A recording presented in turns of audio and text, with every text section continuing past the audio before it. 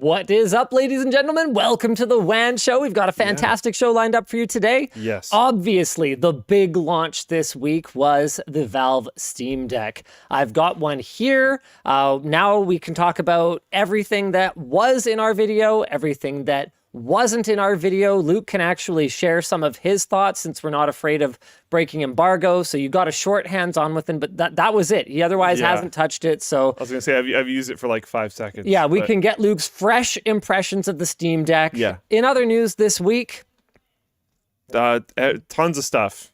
Everything's going crazy. Yeah, the chip shortage could get a lot worse. Turns out 90% of the neon used in US semiconductors comes from, drumroll, Ukraine. That's not good for a variety of reasons. In completely unrelated news, Sony's PlayStation VR 2 we got some like little sneak peeks going on there, and also man, there's a lot of topics that I don't know if I want to go into. You can't get copyright protection for AI produced works in the US.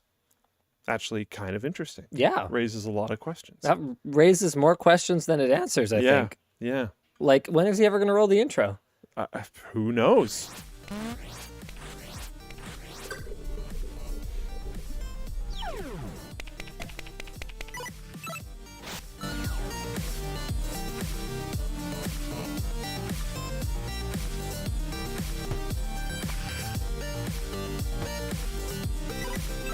And the show is brought to you by Linode, Ubiquiti, and MechanicalKeyboards. We should do a straw poll at some point to see what percentage of people that did buy the Steam Deck have received their email. Oh, I'm super down. I just saw a bunch of people post in the chat like, haven't received my email, and I'm really wondering because I've told you, I ordered mine during the show. Yeah, I have not received my email. And I suspect like a lot of people haven't. I mean, I suspect that they have pre-sold literally millions of units. And I also suspect that finished units are going to be rolling out in batches of thousands. Yeah. Not hundreds of thousands, not even tens of thousands. I would be very surprised if they're able to ship even 1 million units at once. So in Floatplane chat, I signed up a month ago. I'm getting my email in 2025. Well, pretty much, especially with everything that's going on right now, right? Yes. Yeah. So let's go ahead. I'm going to hit the Floatplane chat with this poll first. Boop, boop, boop, boop, boop. You guys got it. Twitch has got it.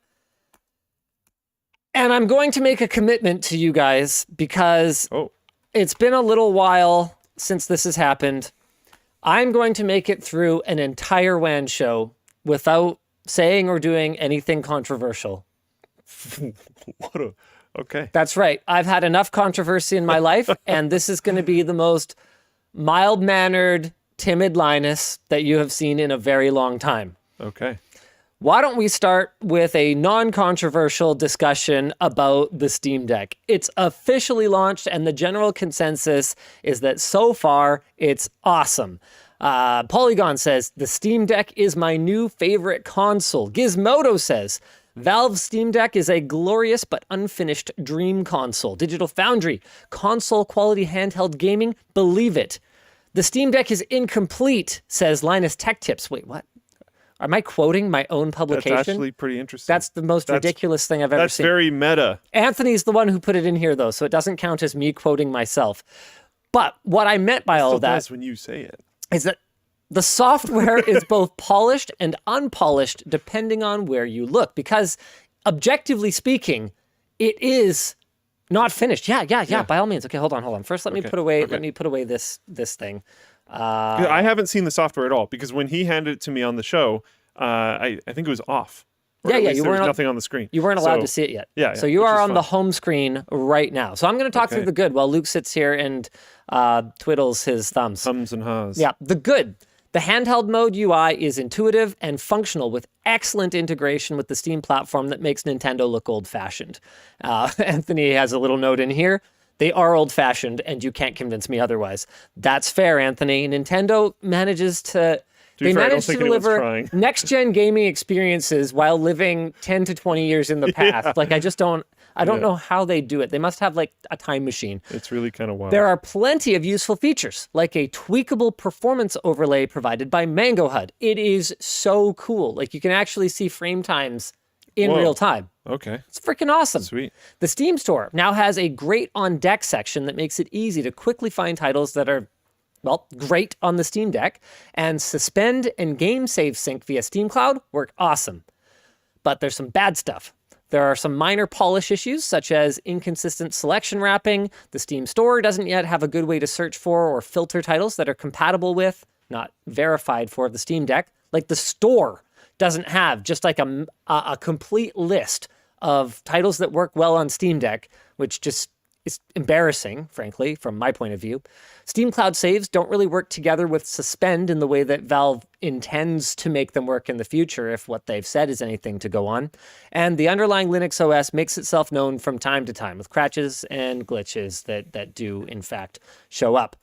Now, some reviewers are dunking on the Steam Deck for having poor battery life at full bore, but others have managed to exceed Valve's estimates via tweaking, which is one of the biggest strengths that reviewers have praised the Steam Deck for. It's hackable, it's customizable. It's a garden, but it is unwalled. Anyone can go in there and just plant stuff, and it's freaking cool. Yeah. Anthony, you fucking guy, okay? Notable Linux hater, Linus Sebastian from Linus Tech Tips, I'm reading this verbatim, has even gone so far as to use the Steam Deck as his only PC for a month to prove this point. And that starts today, by the way. Oh. So I recorded the video a couple of days ago, obviously, but the video was released today. So today is my commitment day. I will be using the Steam Deck as my only computer for the next month. Okay. I'm not at work. So I guess we're not recovering that Halo rank. No. Okay. No, I will not be playing any Halo Infinite for the next bit unless a way of playing Halo Infinite on the Steam Deck miraculously shows up. Now, okay, hold on. Tell me something. Does streaming count? Can I stream from my computer that I own? Because I brought it up in the review. That is a legitimate way to bridge the gap, the compatibility gap. I would say as long as it's like noted, then yeah, sure, why not? I want the community to tell me. That's functionality of the device, right? It is. And it's awesome. Now, I haven't played with Steam Remote Play in a while, so maybe this improvement happened a while ago, but I don't know what kind of black magic Valve and AMD have cooked up with this chip. That is some impressively fast decode. Wow. Like, you know how it used to be that you could sit in front of the machine that is actually running the game and have the handheld, and you could kind of see the jello? Yeah. Change, like kind of like that? Nah, dog. It's really good. It's really good. They say remote play only, no parsec. Okay, of course, that's one of the selling points. Okay, so yes, I am allowed to play Halo Infinite as long as I'm remoting into my computer. That's another thing that was really notable about the Steam Deck, and this didn't make it into the review because it was already, I think, like 20 minutes long. Oh my goodness, I have to cut something. And that's that the remote play experience on the Steam Deck is just really good. You know what else is nice? It's hold on, let me see. It's 1, 2, 3, 4 button presses to exit a game. No going back to main menu if the game developer wants you to go look at their splash screen again. So this is like Alt F4 equivalent. Yeah, cool. The game is closed. Yeah. Very nice. I really like, so something I immediately noticed was I launched into Doom. I believe this is Doom 2016. And it showed, I think while it was like installing some like compatibility layer stuff, it showed the controls that I should expect to use for the game. Yep. I actually think that's awesome. Super awesome. Very cool. It reminded me of the arcade system upstairs, how it will like light up, or it's supposed to, whatever. It would light up the controls that you're supposed to use for the game. It just removes like potential confusion. I think that's great. Absolutely. It's super cool. This is reminding me that I suck at shooters on controller, but it feels great. Yeah. I played a little bit of Halo Infinite Quick Play, and I managed to get 3 kills, 1 death before I was like, okay, that's enough of this. Image quality wasn't great. Scaling down 4K to 720p, not amazing. I didn't test running the desktop at 1080 to see if maybe it would make some more accurate guesses. Text was basically unreadable though, so it was pretty rough. I didn't want to focus on that use case for the initial review because, and this was something that I really struggled with in the lead up to releasing the video about it, because we had gone from this very sort of structured, planned information release that Valve was working towards, where they had the early hands-on, then they had the hardware review, and honestly, they did an amazing job of being as open as I think is reasonable for us to ask as the media, while also setting reasonable rules for what's allowed and what's not at each stage of the game. Like the fact that they allowed me to pull out the thermal camera at that early hands-on. It's pretty surprising.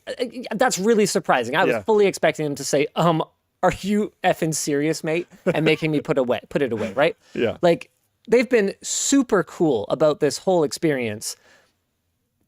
But what that meant was that finally, once the guardrails were off, there were so many different angles that I could take on this that I couldn't possibly, conceivably have enough time to cover all of them, even though we had a solid 2 weeks. And there are a couple of things that contributed to that. One is that there's just, no matter how deeply knowledgeable you are about computers and computer hardware, you can't possibly know everything about every angle of this device. Right. So the way that I decided to tackle it was as a console. Here's the list of published games. Here's the store where you buy the games. Here's the experience of playing the games. And because we'd already reviewed the hardware, I was able to focus on the software experience and how it ties all of that together. But there are other ways you could have reviewed it. Absolutely. I mean, desktop mode was already enabled. You could have reviewed it as, really, I mean, this is a really great point that Anthony has in his notes here, and one that I wanted to include in the video, but like I said, I just ran out of time. You could review it as just the most potent just computer in its class. It's $400 for a quad-core Zen 2 APU. That's crazy. With RDNA 2 graphics, 16 gigs of RAM. And it does technically have a screen. And it even has a screen on it. You can plug a keyboard and mouse super easy and just literally operate off of that. It wouldn't be like the greatest experience ever, but it'd be fine. It'd be fine. You add a monitor in, and now, whatever. Like, holy smokes. Yeah. It's a super affordable computer. That's sweet. Another way that you could tackle it is you could focus on it from an emulation enthusiast perspective. For sure. Getting emulated. I mean, the Fox has already got follow-up videos up on his channel focusing on it as an emulation device. And that's a super cool use case for it, because similar to the AYANEO Next, which is my other favorite handheld right now, it's got enough power that you could actually run like Switch emulators on this thing. Like, that's super cool. That makes it capable of running basically every retro console, PS3 and down. For people that missed out on the Wii U era, this is the best way to emulate Wii U, because it like actually matches the controller. Absolutely, right? Super cool. So there's just so many ways that you can tackle a device like this, and I just couldn't realistically cover it all. And contributing to that inability to cover every possible angle was the fact that Valve kept changing things. Yeah. So that's really where a lot of my incomplete angle came from, was because by Valve's own admission, like both in the lead up to the hardware review and the software review, I said, look, I need a commitment from you guys for some kind of like date that we can lock down and say, okay, we are reviewing it as of this. This is the experience, so we can freeze it and review it in that state. And they were like, while I understand that to produce videos takes time, we can't do that because we've got hundreds of development units out there and developers, and we're rolling fixes. Like, they have been rolling fixes every other day, sometimes even multiple times in a single day. I've seen things. Feels like nightlies. Yeah, it really does. And all of that is in service of their goal to try to make this as good an experience as possible for launch. But what that also means is that Valve acknowledges that this thing ain't fully cooked yet. So that was really where that angle came from. And so that really interfered with my ability to write and shoot this review. So I actually pulled my first all-nighter in a very, very long time in order to make sure that our coverage of the Steam Deck would be as up-to-date as possible. And it's still. So the fact that it was co-hosted by me and Jake, that was because, one, I made a mistake on one or two things because I was writing this in like a fugue state at, between 1 and 7 in the morning. You stayed up till 7? I stayed up till 7:30 in the morning. Yeah. Oh my goodness. And part of it was that Valve actually dropped more updates on us the day that I shot it. So I was standing there. I was literally standing there on set. So this is on, to give you an idea of how tight this timeline was for this video. Hold on, let's go back here. No, don't say one question while you're looking that up. Yeah. Did you post the Strawpoll link on all 3 platforms? I did. Okay. I did. Okay, so hold on. Let's go back to my March view. So on the morning of the 23rd, so that is 2 days ago. So on the night of the 22nd, I stayed up till 7:30 in the morning going, okay, I want this as close to embargo as possible so that we can include as much as possible. Like, obviously, I'd made little notes here and there, but if I had nitpicky complaints or little things that I absolutely loved, or even a game that I was really enjoying, I needed to make sure that nothing was going to change in the Proton updates they were pushing or the OS updates. That was even a big problem they were pushing. The Linux videos we made. It was a huge problem. By the time those videos went live, like so much stuff had changed. Games were magically compatible or not compatible all over the place. Exactly. Yeah. So I stayed up on the night of the 22nd. I shot on the morning of the 23rd, and that video came out the morning of the 25th. Can we just like take a moment to bravo the freaking team here? Because to be honest with you guys, I shot the A-roll and then I effed off on a ski trip. I've been gone for the last couple of days. So everything else that happened, all the pickups, all the B-roll, all the fixes, was all the team staying back here, getting it done while I was on the slopes and hanging out in the hot springs. Awesome. So hold on, let me just see. So here's the email that I received while I was standing on set. Press update Wednesday night. Nope, hold on. Where's... so funny. LY, you are hilarious. Okay, 2 days ago, at 9:59 in the morning. Hi all, just a quick update. We've had a few questions about cloud gaming through a browser. There's a controller issue. There's a fix in the pipe. We've no, hold on. There was an earlier one on Wednesday. Sorry, there was one at 9 a.m. on Wednesday. Happy Wednesday. We are around 48 hours from launch. Hope you're doing well. Everyone is heads down at this point, polishing the last few rough edges. We've shipped a couple of updates in the last few days, and I wanted to let you know what's changed in case it will impact your coverage or testing. So this is literally 48 hours from launch. Great on Deck store page. When you go to the store on Deck, there's a new landing page called Great on Deck. Fortunately, I stayed up till the middle of the night because that's when that rolled out to me. Otherwise, I would have had a whole section complaining about how the store doesn't have anywhere to see items that are great on Deck. Yeah, because they said there was going to be, so it makes sense. Okay. Multiple app switching. We added support for switching between multiple running applications through the Steam menu. Oh, well, that's non-trivial. This is great for playing a game while listening to music, chatting with friends, or even playing another indie game in the background.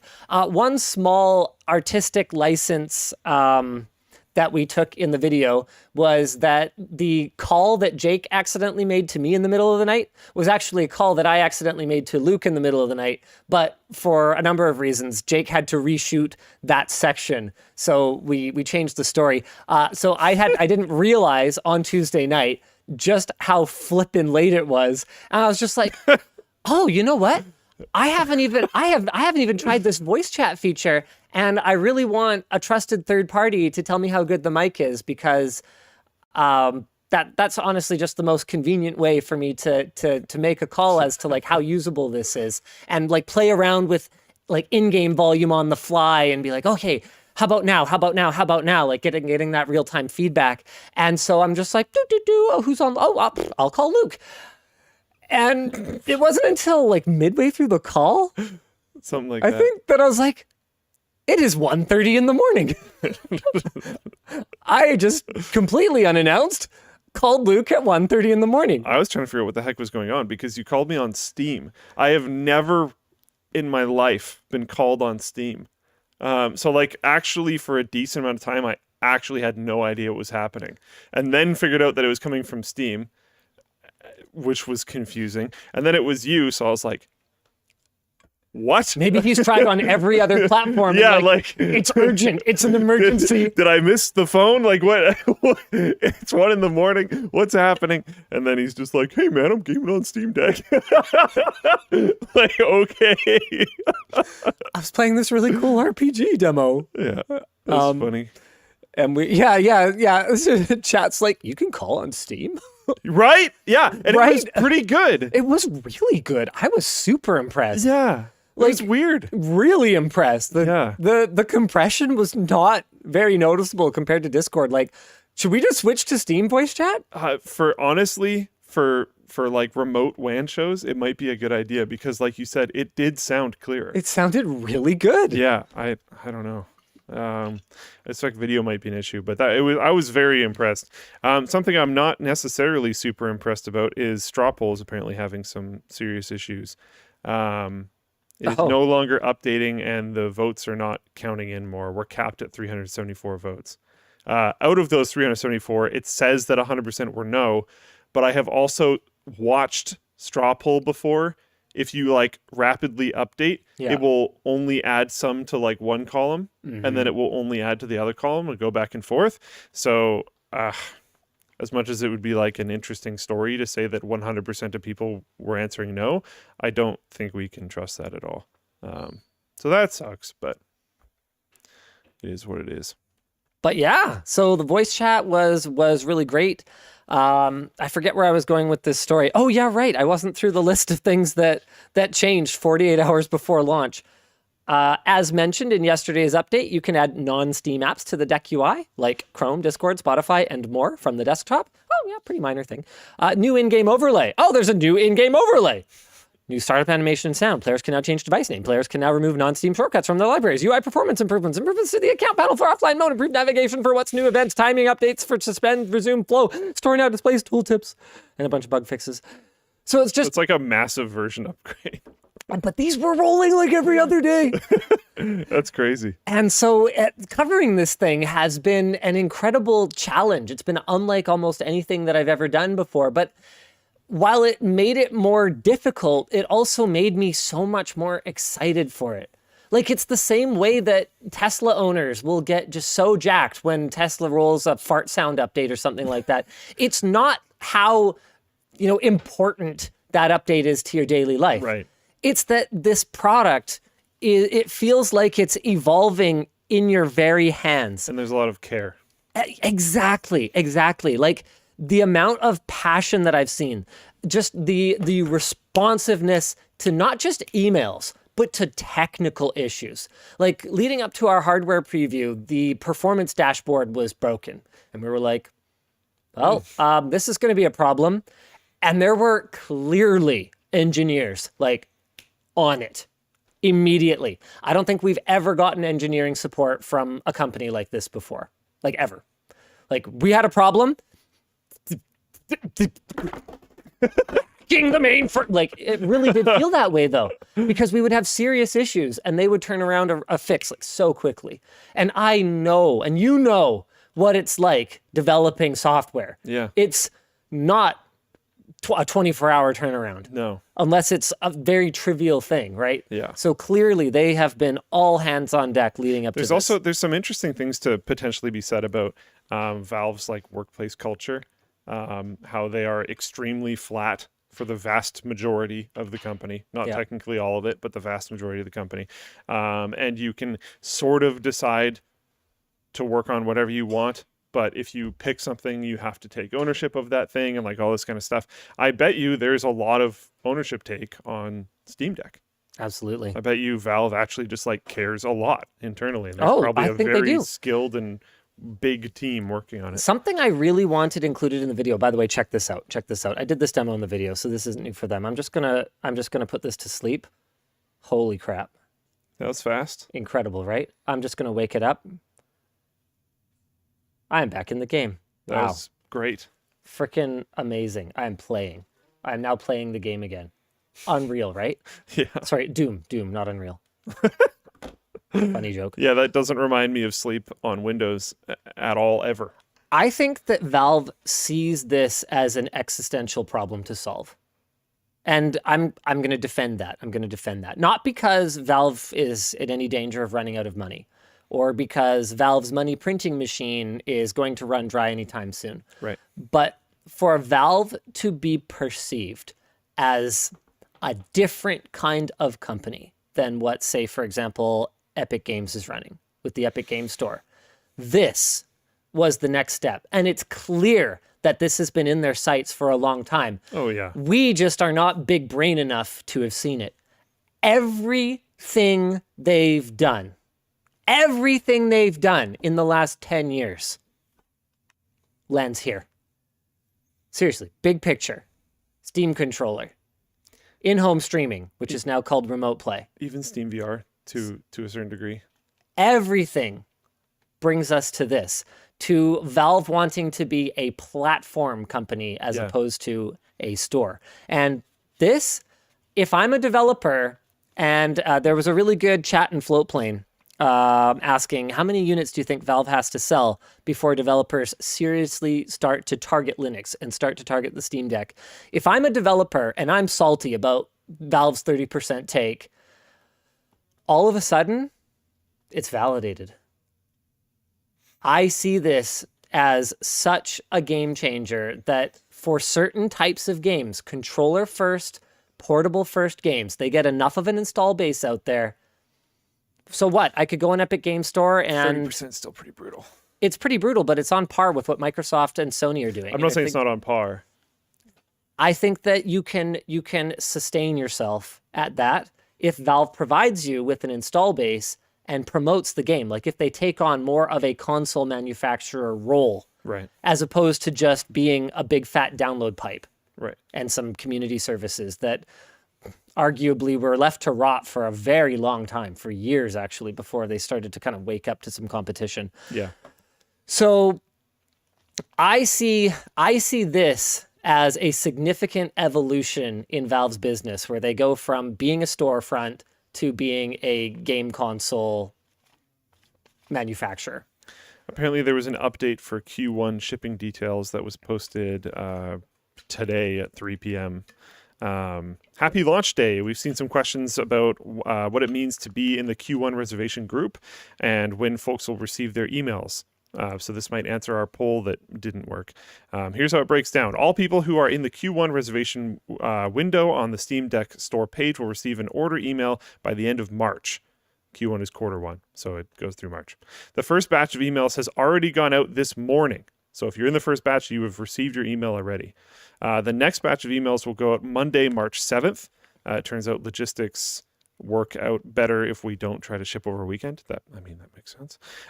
We'll continue sending emails to Q1 reservers in order of their reservations. And they're going to be done on a weekly basis, March 14th, 21st, 28th. In April, we'll start going through Q2 queue in similar fashion. Cool. Okay.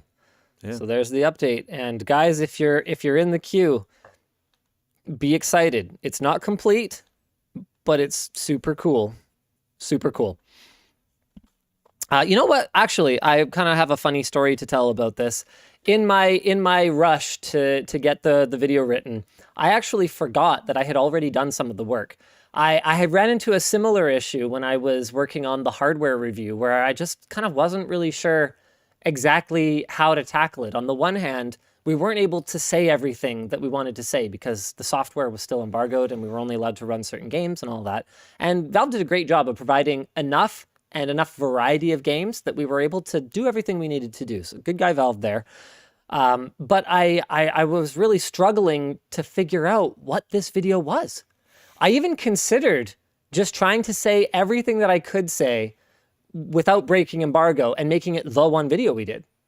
Because I felt like the software was changing so fast and was going to continue to change so fast that there wouldn't really be anything for me to say about it. Right. So I ended up writing an intro for the hardware video that I kind of went, no, We're going to make the hardware video just the hardware, and I think there's enough to say about the software that we're going to do a dedicated video about the software.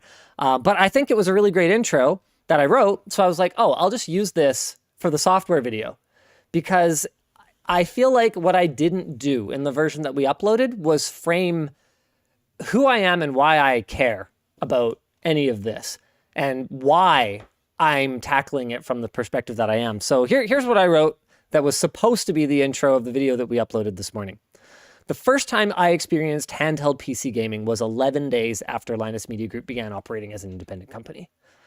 The Nvidia Shield used the same low latency hardware video encode and decode pipeline that powers giant cloud gaming services like PlayStation Now, Google Stadia, and Xbox Cloud Gaming. That is to say, the onboard firepower was only capable of playing casual Android games, but by borrowing the power of a nearby gaming rig, PC games could be streamed to it over Wi-Fi.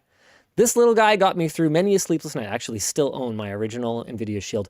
Got me through many a sleepless night sitting in the nursery with my firstborn, where I fell in love with both of them. Steam Big Picture had just launched, and Nvidia announced partnerships with game developers, including Valve. Did you remember that? That would see major games ported to their new console.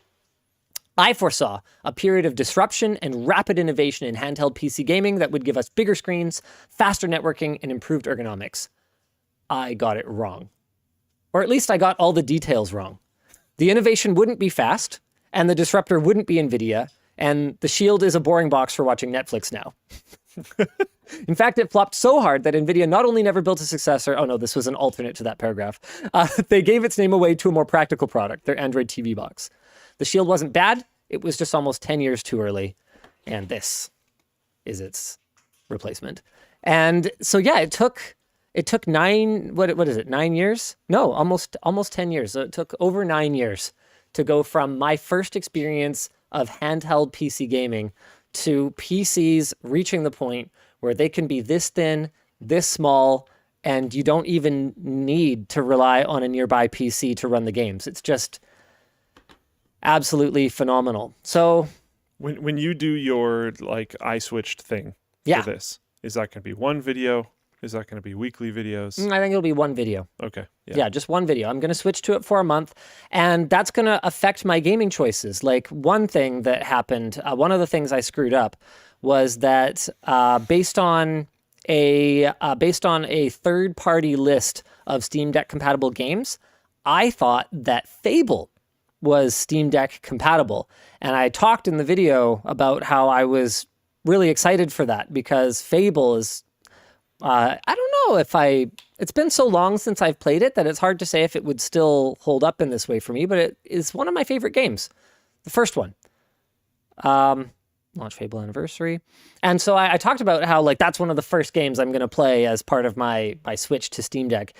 And unfortunately, Jake, who was busy doing the work of validating everything that I wrote when I was like this at my computer, I turned my OLED 48-inch down to like 3% brightness because I just couldn't handle anything more than that. Everything dark mode, 3% brightness. So when Jake went to validate it, he found that, well, everything looks great. Okay, but that's just pre-rendered videos. Yeah, this too appears to be pre-rendered. Okay, this isn't. This is clearly in-engine, right? Okay. Continue game. That all looks great. And loading time surprisingly good for micro SD, although it is an older game. Whoops. Da da da da da da. You guys can probably see the screen artifacts all over everything from here. Check this out. It's Fable in the Matrix. See that? Pretty good. Yeah, eh? That's not great. Yeah, not a great gaming experience. I was wondering what that was when you first brought out the Steam Deck at the beginning of the show. Yeah, and I Fable. saw all the sparklies, and I thought it was some like SNES like space game or something. I thought you were emulating something. I didn't realize it was graphical artifacts. Yeah, yeah, it's pretty nasty. So either I'll play it like this, which I won't. Yeah, I was gonna say yeah. Or I will find something else to play, and that's going to be my month. Is I'll be playing games that run on the Steam Deck and talking about how that feels as a console. Once I'm done with it, I do still find that I prefer the ergonomics of the AYANEO. Okay. Because it doesn't take up room for the pads that I don't know how much I'm going to use as someone who does have a full-size computer. But I'm gonna have to see. What if you're on the road? I'm gonna have to see if I get used to that. Well, I'm gonna be testing it on the road as one of the first things I do with it because I'm actually headed to New York in a couple of days. Oh, okay. So I'll be bringing it with me. I'll be playing with it on the plane, and I'm super excited to Steam Deck it up over the next month. Heck yeah. Right. I didn't talk about the critical mass that I think we have to hit for game developers to specifically target the Steam Deck and the Steam platform, as we will now know it. I think that as soon as they hit that 3 to 5, I think 5 is kind of the magic number that I have in my head. As soon as they've got 5 million Steam Decks out there, I think we are going to see developers, because the thing is, you got to understand, game development is not something that happens overnight. You don't see, Valve moved 500,000 Steam Decks in the first quarter and go, this is definitely a thing. Valve has never flubbed yeah, exactly, right? They've never flubbed an initiative before. This is definitely going to have a lasting impact. Let's spend, 2 years in development to build a game targeting this platform. That's not going to happen. I was going to say, for me, time is almost more important than total amount of shipments. That's fair. Just because, like you just mentioned, Valve has, started projects and never iterated on them in the past. That has happened many times. So I would want to see Valve continuing to work on it. I'd love to see a leak of Steam Deck 2. Yeah. If I was a developer, that would be a big moment for me, and I'd be like, okay, cool. I mean, given how much it must have cost to get this custom silicon from AMD, I don't think Steam Deck 2 is coming out. That's the thing. If this was just using off-the-shelf components, Steam Deck 2 probably would already be in development. But it's not. I don't think it would be soon. And so, like a console, the commitment that Valve has made to how many units they have to sell to hit this kind of pricing, because it would also have been priced way higher. I don't think we're going to see an iteration on this for at least 2 to 3 years. There's just I just think no outside of converting current games to being compatible, doing that amount of work, I don't see work originating for games specifically for the Steam Deck being worth it until I see a much more solid commitment long term from Steam. And I'm not trying to fearmonger or dissuade people. It's just, they've dropped a lot of stuff in the past, and I'd want to see some more drive to see this through. That's fair. I think that's totally fair. What else did we want to talk about with Steam Deck? Yeah, I guess I've talked about sort of the hellish experience of trying to cover this with up-to-date information. Did you have any thoughts to share now that you're allowed to just say whatever you want about it? No, it felt good. I still have the same kind of type of concern that I originally had with the thumbsticks, but I also don't know of a device that has that much room for thumbsticks that is better. So yeah, I think that's fair. That is what it is. It feels pretty good. Keeping your pre-order? Yeah. What do you plan to use it for? Because you mostly stay at home. This is one of my how I had every single prototype of the Oculus headsets. Sure. This is one of my this feels like a fairly historical hardware launch. Got it. So you want to experience it. Yeah.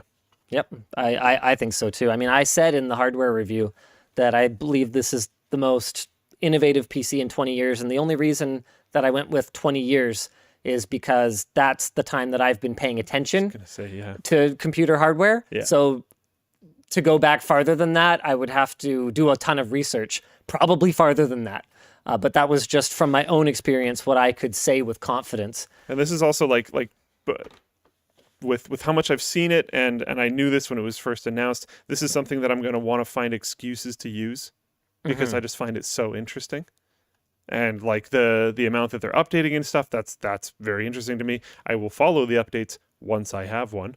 I'm not going to follow them before then, but it's very exciting. It's very interesting, and I don't want to miss out on it, which is why I'm going to keep the pre-order. For sure. Speaking of not wanting to miss out, ad spots. Oh, yeah. Yeah, we should probably talk about sponsors. Yeah. The show today is brought to you by Linode. Whoop, ba-da-ba-ba-boo. Linode is a powerful Linux-based cloud computing service that's affordable and easy to use. They have a large marketplace with one-click apps to quickly deploy servers for website development, file hosting, database management, video hosting, or even video game servers. You can even go DIY if that's what you prefer with a full custom setup, and they offer affordable pricing with no hidden fees that try to sneak onto your monthly bill. They have no-cost DDoS protection, 99.99% compute uptime, and more. And best of all, their worldwide data centers and 100% human 24/7 365 customer service. They're reachable by phone, email, or social media. With all this, it's easy to see why it's the top-rated infrastructure as a service provider on G2. So set up your own server today and get a $100 60-day credit on your new account at linode.com/WAN. The show is also brought to you by Ubiquiti. Oh, hey, it's those guys. The U6 LR access point is a high-performance access point that brings powerful 4-stream Wi-Fi 6 coverage to enterprise networks. The U6 blends into the environment and can be mounted both indoors or outdoors thanks to its water and dust-resistant exterior, and it can be set up in minutes and fully managed with the Unified Network web application or mobile app.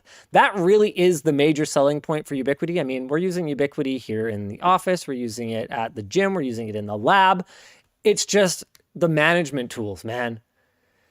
Don't sign me out so much, please. Okay, well, that's one thing. Actually, it doesn't sound, I don't have that issue, so... The door one does yeah, for me for some reason. Works great for me. Yeah, Maybe it's that I'm here every day. I don't know. That might be it. The point is, it's the management tools that really sell it for us. Yeah. And no software as a service ongoing costs. Once we buy the hardware, they're like, thank you for your money. Yeah. And they keep developing the software. That's big because we've seen other solutions in that space have monthly costs before. And it's so frustrating because it's like, look, if you want more money, build something better and I'll be happy to buy it. But don't brick or nerf my old stuff. Yeah. Or make me keep paying for it forever. Locks or whatever. I already paid you. Yeah, I definitely respect that for sure. For sure. So massive shout out to Ubiquiti. You guys can check out the link in the description to see the Ubiquiti store today. And the show is also brought to you by Mechanical Keyboards. Thank you, MechanicalKeyboards.com. You might not realize this, but MechanicalKeyboards.com has a ton of mechanical keyboards. What? Yeah, they've got tons. And switches and keycaps and much more for sale. That's ridiculous. That's right. MechanicalKeyboards.com. They got mechanical keyboards over there. Whoa. So if you're looking for a place to buy mechanical keyboards. If you need a keyboard for your new Steam Deck. Shoot. What's the site called again?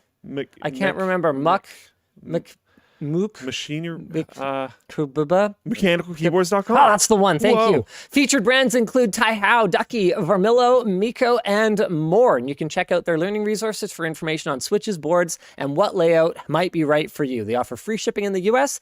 And if you check them out and use code LTT at the link down below, something might happen. I don't know. It doesn't say in my talking points, so that's cool. All right, let's move on to our next big topic here. I have one quick note about the previous topic. Someone in Flowplane chat shared a PC Gamer article with me talking about how Valve is already planning Steam Deck 2. Apparently, Gabe Newell has said, in quote, speaking to Edge magazine, Newell was discussing Valve's surprise when the most expensive version of the Steam Deck proved far and away to be the most popular version of the handheld. And then, in quote, that makes sense. That's why we always love to get something out there and ship it, because we learn a lot from that, and it helps frame our thinking for Deck 2. There you go. go. A pretty promising quote.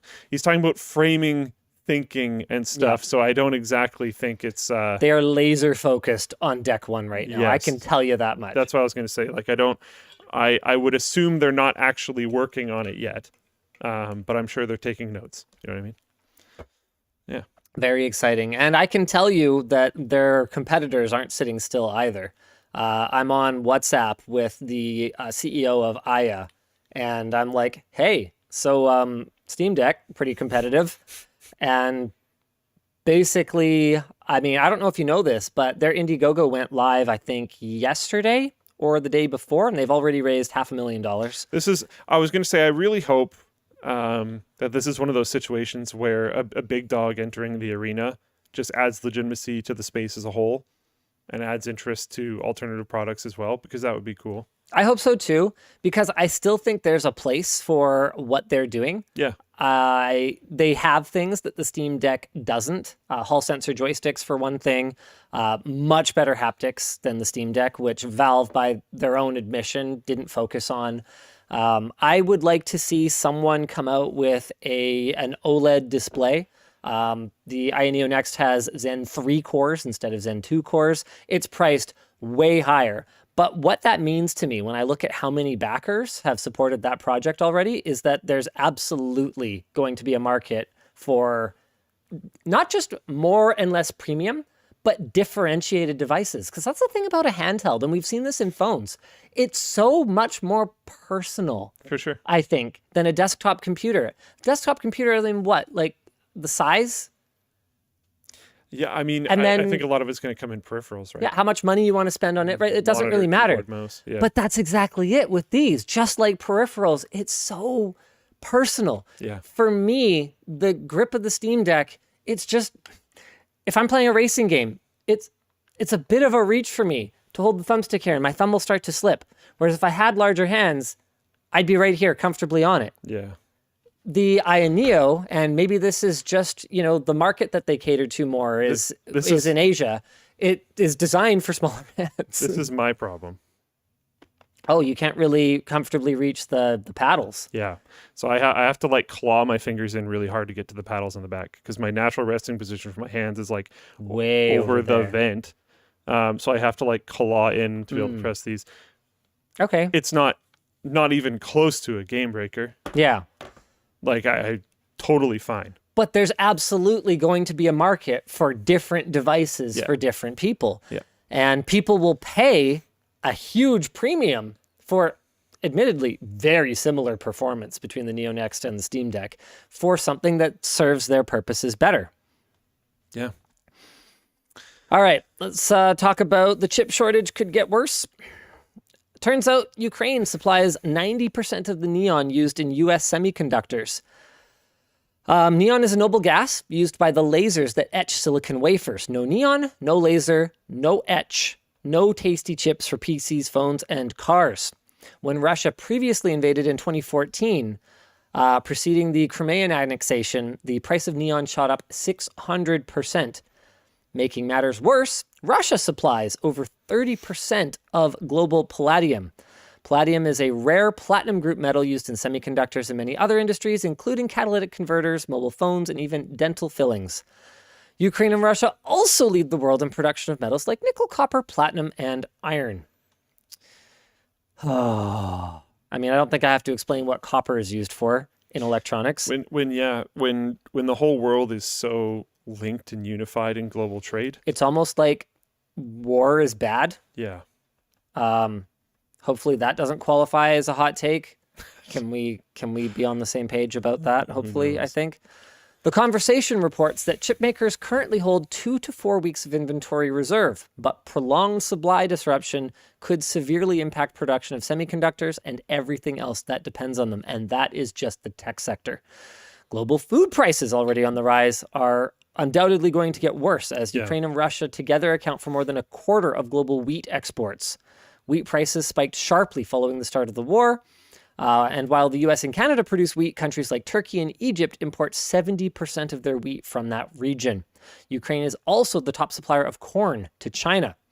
Global transportation networks have been disrupted by the rerouting of traffic around Ukraine, and a non-zero amount of foreign shipping has already been attacked in the Black Sea, including Turkish and Japanese transports. Natural gas and oil, big exports for Russia, which is now being limited by sanctions. Again, Canada and the US are oil producers, but much of Europe depends on the Russian supply. If Russia gets ejected from the SWIFT global banking network, that's, I think, seen as a bit of a red button to press. Yeah, that's a big one. This could seriously affect the ability of any entity to purchase Russian gas. This is part of why especially Germany and Italy have been reluctant to support the move until recently. Big time for Germany. Yes.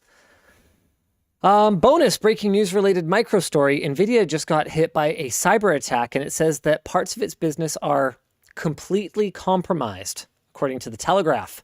It is unclear if any data was stolen or deleted or if it was simply a disruption, and security experts have concerns that something may have been attached to a driver/software package.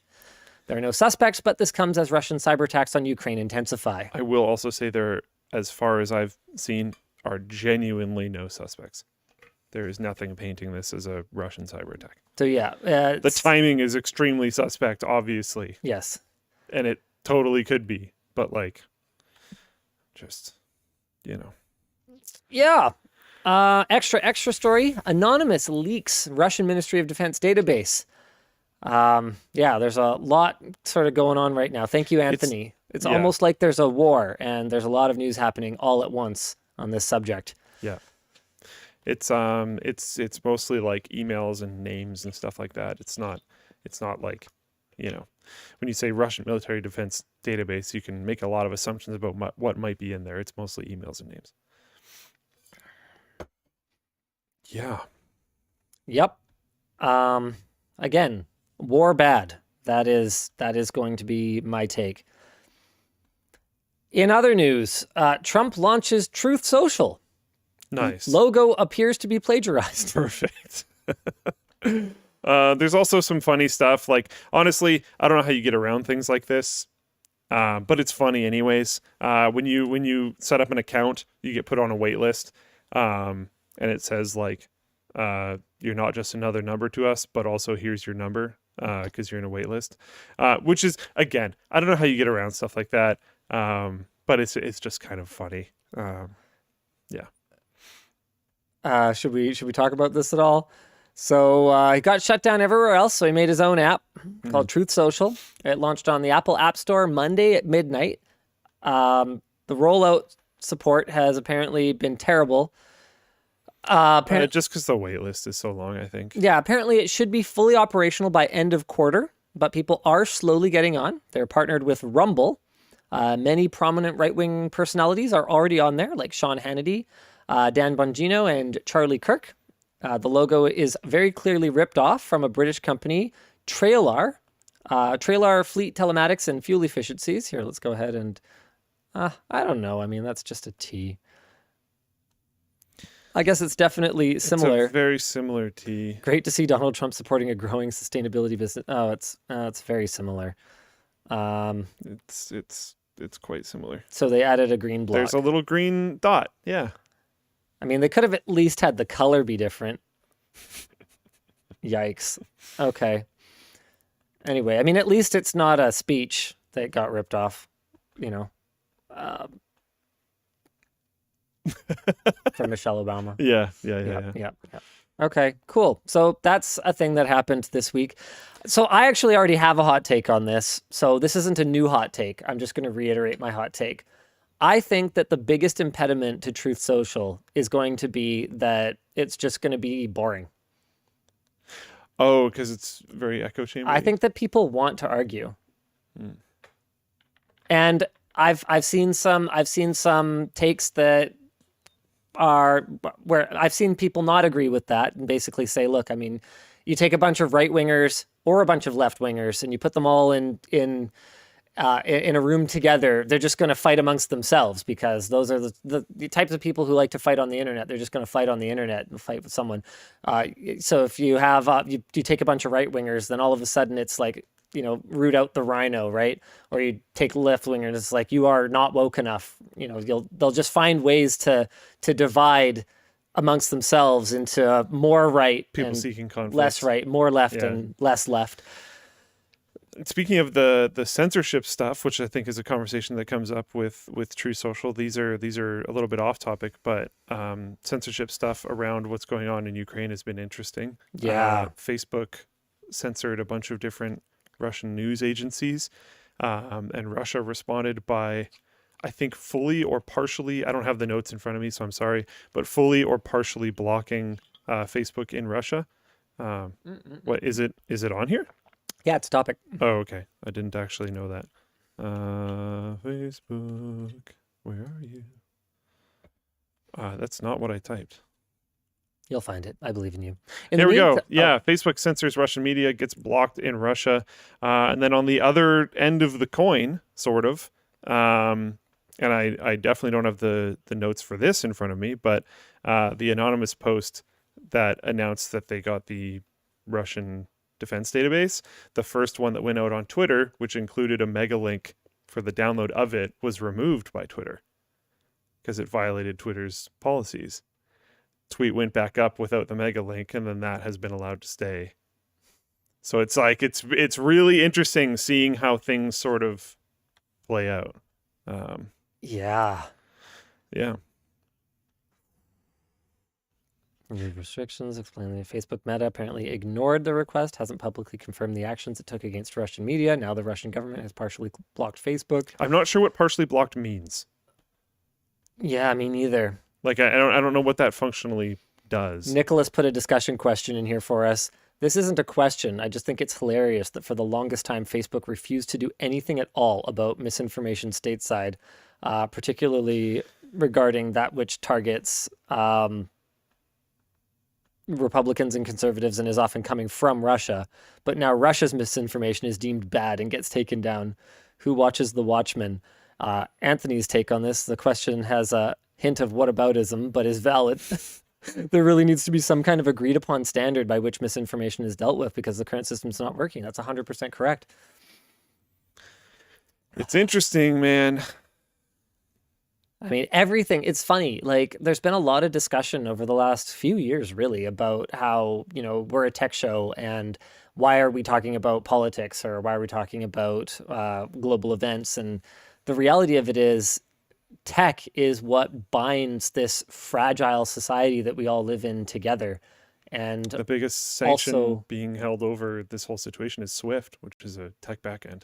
Exactly. And so it can also tear us apart. And it just, whether we like to or not, all of a sudden we're kind of drawn into it because everything is tech. Show me something that's not technology at this point in the world. Yeah. That company that has a black and orange logo shut down, I wouldn't say they shut down Russian access, but they blocked it and they dump you on a page with a Ukrainian flag. Which, who is this? Black and orange logo company. Black and orange logo company. Nope, not familiar. Hub. Oh, that one. Yeah. Did they really? I genuinely don't know because, I mean... You know what? I'm going for it. I mean, you wouldn't see it. Oh, hold on. Do I have PIA on here? Oh, I've got it on my phone. Okay, I'm going to try. Okay, live. We're trying to get on the hub. Hold on. My VPN. I wonder if I can even use a Ukraine endpoint VPN right now. No, it would have to be Russian. Oh, it have to be right. Oh, well, there's got to be a Russian. Oh, nope. There are no Russian endpoints? Really?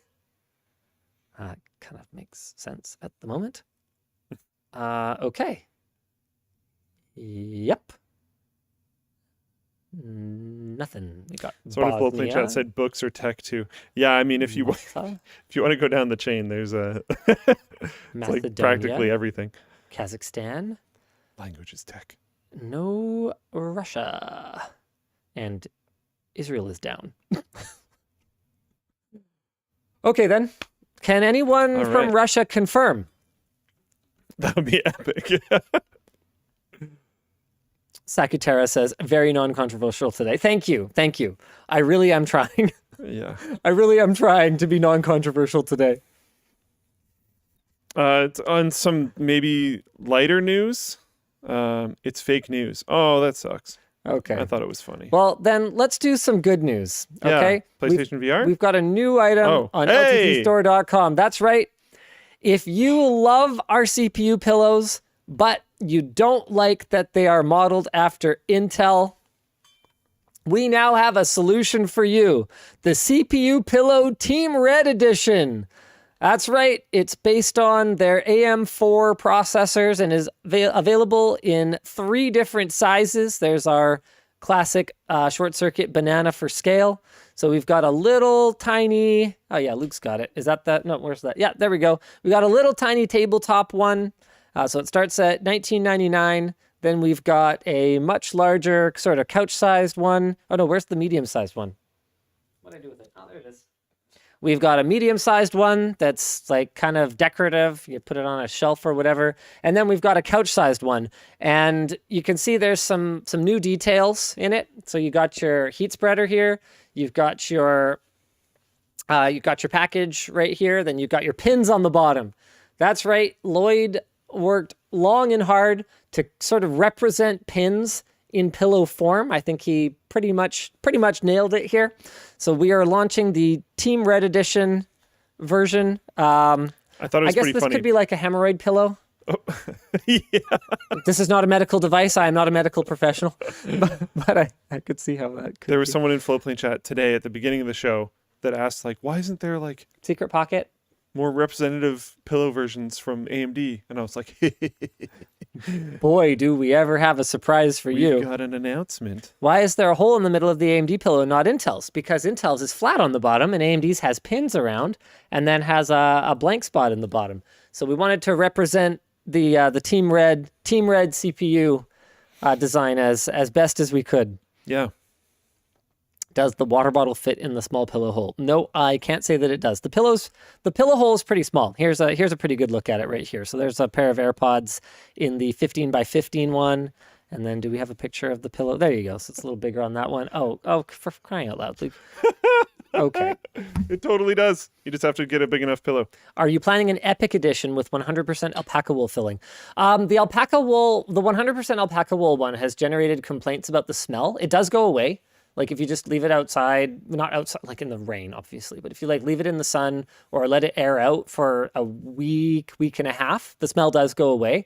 But it's created enough initial complaints from people who don't want to wait a week for their pillow to not stink that we probably won't do another all alpaca wool run. So if you want to get an extreme edition, or excuse me, an expensive edition pillow, then that's going to be it. That's the one. Okay. That's our Neo. Should we do some? Should we do some alerts? Yeah. Some merch messages? Yeah, really we quick? should. Or should we do that last topic first? Sure. I was going to do like a kind of intermediary. Oh, sure. Well, let's do a couple merch messages then. Chris L says, what would you change about the ATX standard or how computers are built today? For me, it's the GPU power cable, ugly and chunky. I mean, that's something Apple fixed with the Mac Pro, just running it through the extra pins that they have on the back of the PCI Express slot. I don't know that I'd want to take up PCB space for that. What would you change? I'm trying to think. Yeah, I don't know. It's pretty functional. Yeah, I'm sort of partial to like double-sided PCBs. Like there's that really cool board from, I forget who makes it. We did a video about it a little while back where the CPU socket's actually on the back. So I think that if there was a commitment to a form factor like that, where the CPU and memory is all like flat mounted on the back and you can just run cooling tubes to it. And then you could have like way more PCIe slots on the other side, like an ultimate expansion type build. I think something like that would be really cool, but I feel like sales on that would be really limited. Yeah, it really would be. I feel like we've sort of reached a point where it's pretty good for pretty much everything people need to do. Yeah, like there's some neat ideas, but I don't think they would be commercially viable, and that is actually pretty important. You need it to be commercially viable. So. Yeah. Oh, one more thing for the store. If you guys are interested in the Privateer shirt, we are turning off sales, I believe, today or tomorrow. Like soon, imminently. So if you want to pick up a Privateer shirt, now is absolutely the time to get it. Mark T says, would you please cover the part where you guys dual boot Windows 11 on Steam Deck and also productivity on SteamOS? Well, productivity on SteamOS is actually going to be quite excellent. It should be very similar to what I was running with Manjaro and KDE Plasma. So it's Arch-based, which Manjaro is also Arch-based, but they are not to be confused with each other. But you'll be able to use the Arch user repository. You'll be able to use Flatpak, so you can install pretty much most apps that you would need for productivity. And then the desktop experience, KDE Plasma, it's like very intuitive. I mean, what even do you do with your desktop environment these days anymore? Like almost everything I do is in a browser other than games. So it just makes very little difference to me personally. Yeah. I mean, okay, there were some annoyances that I found, like file copying issues and stuff like that. Right. But Hi, Nick. What can I do for you? Nick decided to visit. I was just going to ask if you talked about the privateer shirt going away. We did. I just did. Oh. I covered Probably it. while you were Talk about walking the here. Twitter thing? Twitter It's on thing. Twitter. Which Twitter thing? The design. There's a design on Twitter? Yeah. Oh. You can download it. Oh, that's right. Yes, in true privateer spirit, we've actually made the... Hold on. Download a car. Yeah. I would download a t-shirt. Yeah, would you download a t-shirt? So we have made the full artwork, like full quality artwork, available on Google Drive. So if you want to, if you Buccaneers out there miss out on this shirt, you can plunder your own with this design file. It's not an NFT. What? That's cool. I like that. So if you want to do a privateer poster or whatever the heck it is that you want to do, you can absolutely use the artwork and do whatever you want with it. Consider this my express permission to reproduce it for personal use as many times and as often as you want to. If you use it commercially, we will come after you. All right, cool. All right. Bye. You too. What else we got here? You wouldn't download a shirt. Charles L. Hey, I was wondering if you still planned on reviewing the Sofa Baton V2 and why AYANEO remotes mentioned in the Black Friday stream as Logitech Harmony replacements. I do want to check them out. I think we did order them, but I have not gotten around to looking at them yet. I will once we get moved into the new place though, and I need a universal remote solution though in all likelihood. Someone in Floatplane chat added me and said, make an NFT platform that allows theft. It's like, I think that's like Photo Bucket. Like, Yeah, every NFT platform. Yeah. Marquez, hey guys, been watching since 2015. I'm a field tech at our local school system. I work on multiple projectors and OEM business PCs with tight spaces. Will the LTT screwdriver have a flexible driver set for tight spaces? Not this one. Well, a lot of them are adapter based, right? Yes. So nothing would prevent you from plugging one of those into it, Yeah. but it will not include it. Yeah. It's a screwdriver. Yeah, I'll just get a different one. Just a super solid screwdriver. Jacob W. Hey, Luke, is there any keyboard that you could recommend as a replacement for my trusty IBM Model M? Oh. That's tough, because if you like the IBM Model M, there's like... It's pretty unique. Also, the keyboard space is extremely diverse. Yeah, that's a good way of saying it. There's so much stuff these days. Like it used to be pretty simple, you know? There really wasn't all that many options. And now there's an incredible amount of options, which is great. But I can't recommend you one thing. There's way too many preferences at hand. I mean, if you just want that again, then Unicomp is kind of the way to go. Oh, well, yeah. But if you want to expand your horizons a little bit, which I would recommend, you can order sampler switch things that you can kind of try out all the different ones and see what shines and sparkles for you. Yeah. It won't be a perfect representative experience, but it'll help a bit. I don't think he wants like the same thing because he said my trusty Model M, which I'm assuming means it still works. Fair enough. But I'm not, I don't know. Dude, have you tested the Steam Deck much in docked/desktop mode? I didn't. And the reason for that was that, like I said, that's the month. With only a couple of days, right? Once I've kind of gone, okay, hopefully this is all the updates I'm going to get. Now let's start evaluating the experience in detail. I couldn't possibly hope to look at it from every possible perspective. So I just decided, you know what? I'm going to leave that out and I will cover it later. Yeah. Mark C says... Just don't get Cherry MX Browns. Do you think... Why? Why you got to be like that? Because they suck, dude. Why you got to be like that? They're bad. They suck and they're bad? It's the only part of the keyboard space that is not, it's not objective. It is objective. The rest of it is subjective. You're so full but of crap. Browns just suck. You're so full of crap right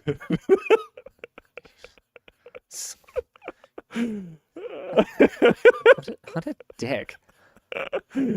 I'm kidding. Whatever. Do whatever you want. But yeah, you should going the route that Linus mentioned, or if you have a local computer store that has a tester at it, so you don't have to buy your own, is a great idea. What a troll. Mark Z says, do you think the mass adoption of the Steam Deck and the acceptance of it as a baseline for PC performance might help PC optimization get better, especially on systems with integrated graphics? Absolutely. Someone in Floatplane chat's like, I've lost all respect for you. Come on. Meal L says, I have the expensive edition, the Threadripper, and now the AM4 CPU pillow. But you know what's missing? A GPU body pillow. It would be so expensive. Even if it wasn't stuffed with alpaca wool, it would cost a freaking fortune. What if you sold like the sleeve? The sleeve? Oh, and then people could just fill it themselves? You know, we have a project kind of like that coming. I think I can guess what that is. Not ready to talk about it yet, though. It's still early enough stages that if someone saw how we're planning to do it, they could be like, oh, that's a really good idea. And probably beat us to market because we're going kind of slow because we have a lot of stuff that we're slowly pushing forward right now. But I'm very excited about it. It's kind of like a provide your own filling product of a certain sort. GPU body pillow would be pretty sick, though. Camel Preet says, I've been meaning to get these water bottles forever. Glad I could finally pull the trigger. Hey, heck yeah. Oh, that was pushed to stream already. Jack C. Hey, Linus and Luke. I've been a fan since the beginning of the pandemic. What kind of music, if any, do you guys like to listen to? Oh, boy. Ready for an eclectic playlist? This is my current playlist. We've got Wish You Were Here by Avril Lavigne, Surface Pressure from Encanto, Who I Am, Jessica Andrews, Used To, Daughtry, Around the World by A Touch of Class, Battlefield, Jordan Sparks. This is actually my current playlist. Umabala Shere, Prozac, The Wire, Haim, Beautiful Life from the motion picture Abominable soundtrack. Couldn't be better, Kelly Clarkson. All Out of Love, Air Supply. Yeah. I don't think it gets much more random than that. Yeah, I don't know. My YouTube music is a wreck because to calm the birds down, I play music. Right. So like I've found like my one bird really likes Baba Yetu, the intro song to Civilization 4. Yeah. The other bird really likes like weeb anime music. Got it. They do not both like either of those. Fantastic. Like if I play one of them, the one will get super hyped, the other one will just sit there bored. They both really like sea shanties. Oh, that's very unfortunate. So my most played thing is like Assassin's Creed 4, Black Flag, sea shanties. And there are certain songs on there that drive me absolutely nuts at this point. I hate it. It drives me crazy. So yeah, my recommendations are all weird because like almost all of it's various sea shanties. That's extremely unfortunate. I'm so sorry to hear that. It's a little rough, yeah. Yeah. I've had people questioning why there's no rock. I don't know if Bryan Adams counts as rock, but there's a lot of that in there later on. Love Bryan Adams. One of the few artists I've been to see live twice. So good. Just so good. One of our Canadian boys. Last topic, or we do this one? Yeah, sure. Oh no, this is the last one. Okay, cool. Yeah, last topic. Oh, someone asked if we have any more board books in the works, and that was apparently pushed to stream. We're always working on new things. Okay, I can give you a more detailed answer on that one. I am supposed to be. Technically, there is a spreadsheet for it. I can show you the progress I've made so far, if you'd like. Book. Let's try book. Kid book ideas and themes. Here we go. So, hopefully I'm not showing anything too. Oh, well here's kind of a fun behind the scenes. This was different themes that we discussed for the first ABC book. Electronics, so alternating current, binary, circuit board, DRAM, earth, ground, or electricity, IT, ASIC, BIOS, cache. We thought that one was kind of cool. Mobile, general technology, more developer oriented. So there were a lot of different kind of themes that we discussed. Retro gaming. We were worried about, for example, worried about trademark infringement and stuff like that. We wanted something that we could keep really generic. So here are a bunch of different things that didn't make it into the gaming one. A is for anti-aliasing, or AFK. B is for bump map. C is for chroma subsampling. D is for DirectX, so that was a trademark potential issue, or D-pad. I think D-pad's what we ended up with. E is for eye tracking, experience points, Easter egg. Easter egg would have been a fun one. So here's kind of R is for ray tracing, RGB, render, lots of different ideas that we had. Here's what's supposed to be the next one, counting computers. So this is as far as I've gotten. Clearly not as much progress as I made on the ABC book. Something about how there's a typo, how computers are all around us, and anything that computes is a computer, then all the pages are counting different computers. Yep, that's it. That's my progress so far for counting computers. Someday I will actually write it. The stupid thing is it doesn't even take me that long to write this kind of stuff. Like little rhyming couplets will always come pretty easily for me. But I just haven't had time. It's just been so many other things to do. It's tough. It's tough. LSR asks, oh shoot, no, that's embargoed. LSR, I cannot answer your question. Linus, the only author to write books in Excel. Okay, now hold on a second. Did I actually? I don't think I actually wrote it here in it. And it's not Excel, it's Google Sheets. Oh wait. I did. Yep. I did actually write the book in a spreadsheet. So these were the top 3 candidates for every letter. And actually there's some draft copy in here. You can see that I'm just like working on rhymes, run, sun, ton, one, bun, done, fun. The skybox darkens, fully fades. I obviously didn't come up with something for that. Hit the hay, recharge for another day. Tomorrow's your greatest adventure yet. Okay, little gamer, story's done. Get some sleep, my little one. Oh yeah, that was not a bad one, but then I decided to do a 2-line one for the last one. If you need help to beat the boss, use this. Avoid another loss. That was alternate copy for W is for walkthrough. Actually, a lot of them probably have, and it's for NPCs. Rewards for armor. Some say they're lazy. I don't mind. The lazy stuff will give you stuff. Oh, yeah, so you can tell why that didn't make it. Thanks, I'm a flanker. Oh, man. Yeah. Yeah, it's really fun to work on this kind of stuff for me. B is for buttons. Now that the machine is fed, can you touch the one that's red? I settled on pushing these is fun to do. Can you touch the one that's blue? I got Nick's feedback for a lot of this, just like, hey, which one do you think is the best? Stuff like that. Gradient Lol asks, are you a Kanye fan? I don't know. I just haven't really just... He's in the news right now. Oh, is he? Yeah. Oh, what now? I don't know all the details. Oh, man. Wanting to go to Russia or something, but I don't know if it's even real. Okay. Sure. That's... In other news, it's Sony's PlayStation VR 2. Very, very interesting. OLED displays running at 2000 by 2040 per eye at 90 hertz and 100 hertz refresh rates. Funky round dual controllers with haptic feedback and adaptive triggers, capacitive sensors and 6-axis motion sensing, 110-degree field of view, eye tracking. Yeah, things are good. Inside LUT, single USB connection. It's not like going to be the most amazing thing ever, but I'm happy that we're seeing a PlayStation VR 2 like it all. Yeah. That's very cool to me. Yeah, that confirms like VR is not going anywhere in the console space, and Microsoft needs to either figure it out, or I guess Windows is their play there, or whatever. It's also good that there's just still other players in the space that absolutely. are big, you know? Yeah. Someone other than just Facebook. Yeah. OLED display, man. Yeah, that's good. That's real good.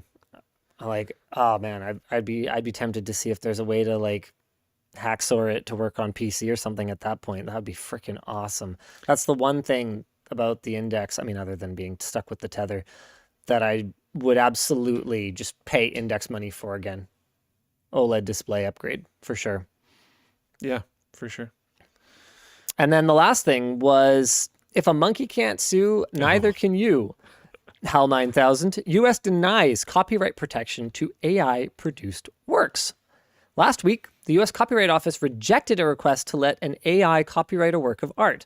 After review, the board at the USCO determined that art that is made primarily by AI is not copyrightable due to a lack of human authorship. This is going to get muddy. Oh, yeah. Because primarily by AI is vague. So we're going to have to see what precedent says primarily by AI is. Do we seriously have a Kanye emote on Floatplane? No, I think people are inserting that. Got it. Anyway, sorry, carry on. Once one person does it, it's very easy to copy. Got it. Yeah. But yeah, we definitely do not. Yeah, I don't know. It's really interesting. Copyright law doesn't have any direct rules for non-humans. Past rulings have shown that courts aren't a fan of protecting works created by animals or divine beings. It generally has to be made by a human. There has already been questions raised like, what if I made the AI? Does that not mean that what the AI makes is mine? Well, seemingly no. Got it. But we're not really sure. Again, primarily by an AI is too vague. So we'll have to see just how this goes.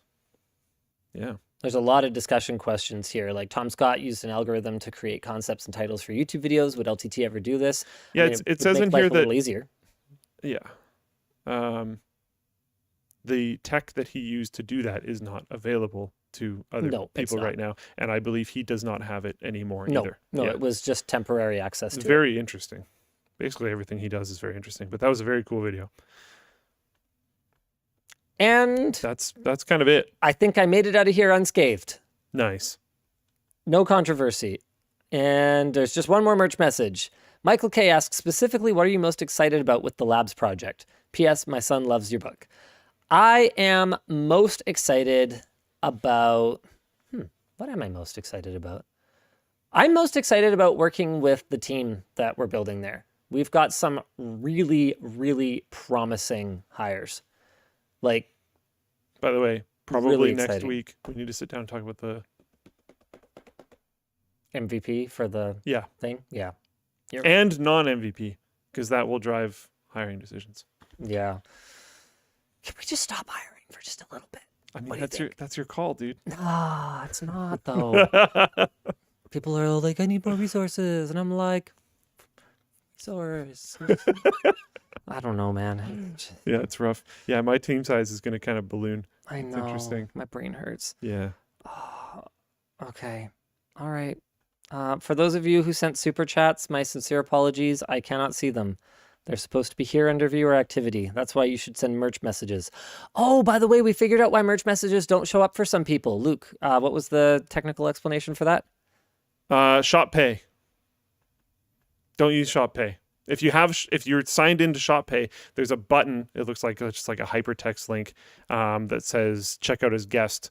Do that. Jay Lebowski, the dude, I upgraded to a paid G Suite account ages ago because we ran out of free seats for Linus Media Group like many years ago.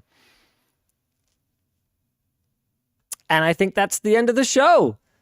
Oh, dang it. One more merch message. Sheldon, any chance on bundling shirts? A pick and choose option of like 3 or more. Love getting my news from LMG. Honestly, probably not. I mean, we already go pretty aggressive on shirt prices. They are printed here in Canada, so that makes the cost higher than if we had it done overseas. And compared to a lot of other merch, I think our pricing is really aggressive at $19.99 US. And you can get mystery ones for as little as I think $14. So if you're less concerned about the exact designs, you can get like a few mystery shirts, and you should get 3 different things. And if you're more concerned about the designs, I think we're pretty fair about it, especially given the quality of the shirts. All right. Thanks for tuning in, guys. See you again next week. Same bad time, same bad channel.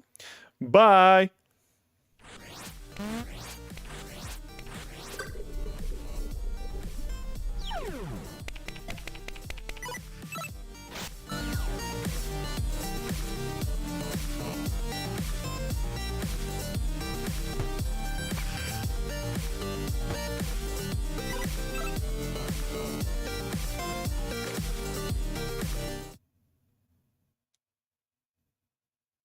Oh, We're So- still live.